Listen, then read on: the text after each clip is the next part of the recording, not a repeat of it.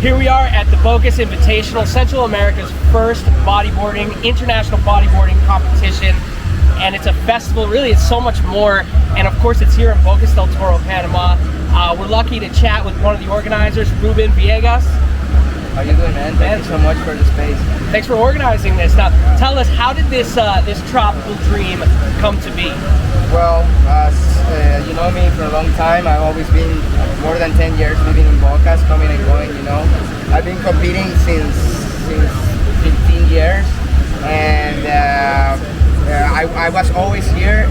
I was always here in this tropical paradise, surfing, mostly on my own. There's mostly surfing here, stand-up surfing. So it was always in my head, like one day, like it should be good to have one stop of the world tour of bodyboarding. And I kept it in my head, and yeah, with the time I started connecting with people, connecting with bodyboarding figures, professionals, and people that work already in this industry.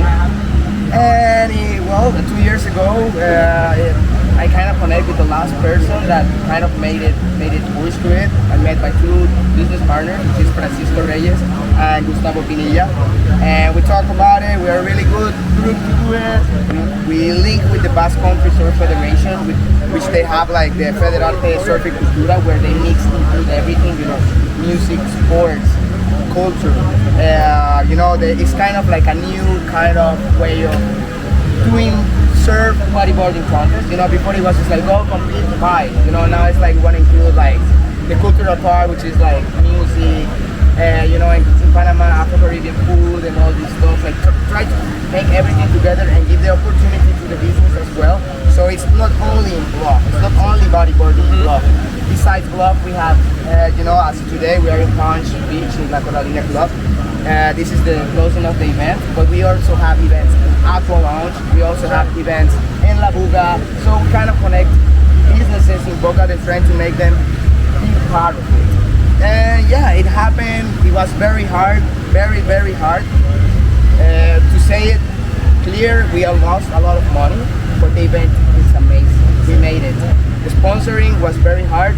We didn't really get sponsoring from the government. All the logos you see there are kind of like products and kind of like private business. Yeah, but private business, like, I mean, I'm really happy with the only ones we have that believe in us, which is not all we needed, but it helped us to do it.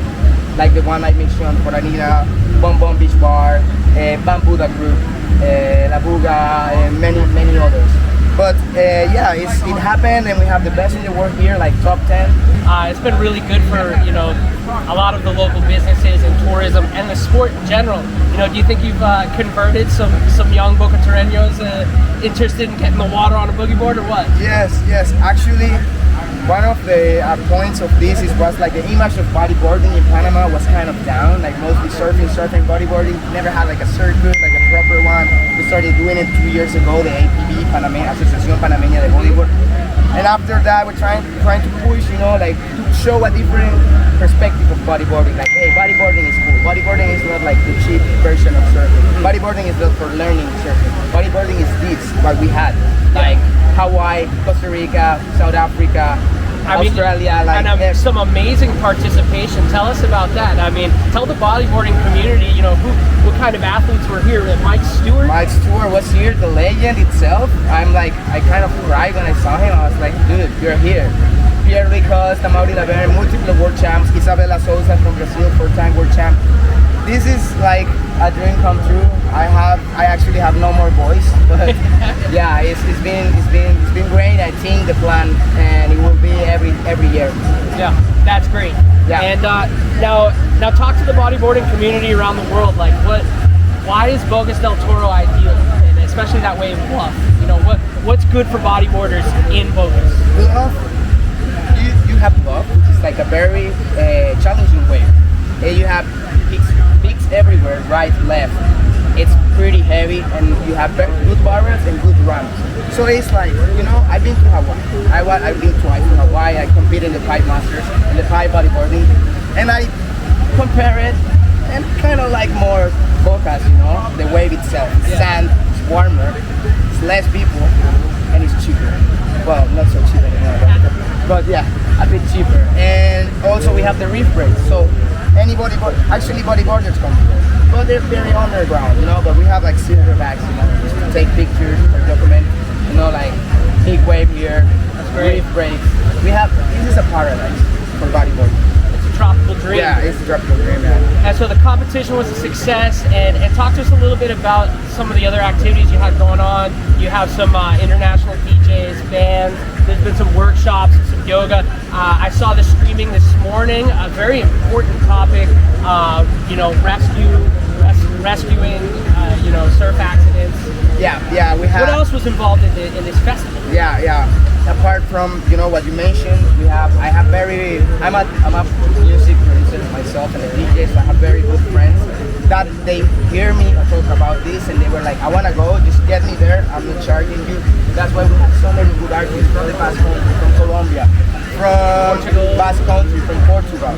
We include the reggae night music from Panama, from a DJ from Local Portugal, bands. Monkey Business from Colombia, which are big, they're playing today here. I remember them, they came like 8 years ago. And now it's back, they're back. And also like Jackson Bitzer and Roberta Bitzer from Never Off Duty Lifeguarding. They are lifeguards in Hawaii and professional bodyboarders. They donated equipment for Cena Pro. So the people for the people in Bluff, you know, you go there, it's heavy. People drown there, you know, if you don't, we don't have lifeguards, which is like really important to have. And these guys today in the morning donated a course of first aid and rescue for the community. I couldn't go myself, I really wanted to do it. I was very busy, but a few locals from Bluff did it, a few guys from town did it. You guys recorded it. Yes, it's we on, recorded it, and it's so important. You could break your back in Bluff, you know, it's very heavy. And then, what do I do if I don't break this back? Like, what do you do? How you move them? They explain all these things, and I think we need it. Yeah. We need it, and we need more everywhere. Maybe even here, like when it gets surfers big. look out for each other. Yeah, exactly. Yeah. Exactly. All right, so what's in store for the future? I mean, is it official? Will there be a next one? Yeah, sure. You guys heard it straight from one of the organizers. This is Bocas Invitational, bocasinvitational.com. Check them out on social media. You know, great things are happening. Festivals, bodyboarding festivals, culture, music. It's happening. Bodyboarding, great things for bodyboarding in Bocas del Toro. Let us know what you think about Bocas Invitational, the very first edition, in the comment section. That was good. Thank you so much for the space and this.